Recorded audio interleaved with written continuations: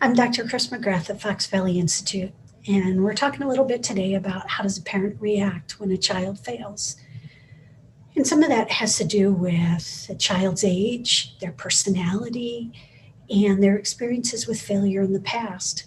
Obviously, how I would respond to a child failing at 4 might be very different than how I respond when they're, 10 or 11 or 15, 16. And personality variables, like whether or not that child tends to become ashamed or embarrassed very quickly, or whether they tend to be more resilient with failure. So, first thing I want to do is observe, how are they doing? How are they managing the failure?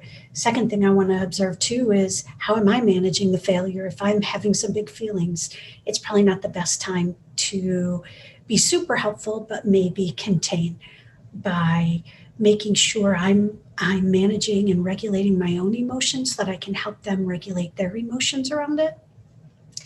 I can help them process their thought patterns around it, be listening for what they're saying and how they're thinking about themselves.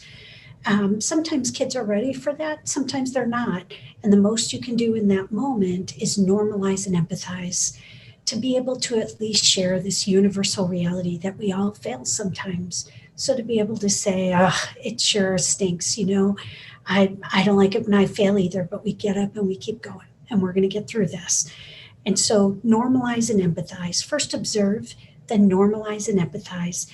Then, if they're ready, provide guidance. But again, if they're having trouble managing the emotion around their failure, unfortunately, there's nothing that's going to get in at that point. And so give it time, give them a little bit of space to manage it. And then, if you can, in the moment, provide guidance and correction, help them think in a different way about it, help them regulate.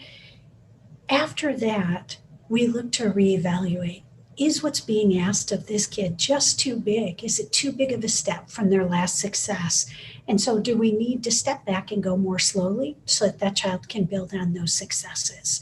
So, those are some things I keep in mind, and in terms of how a parent can react when a child fails.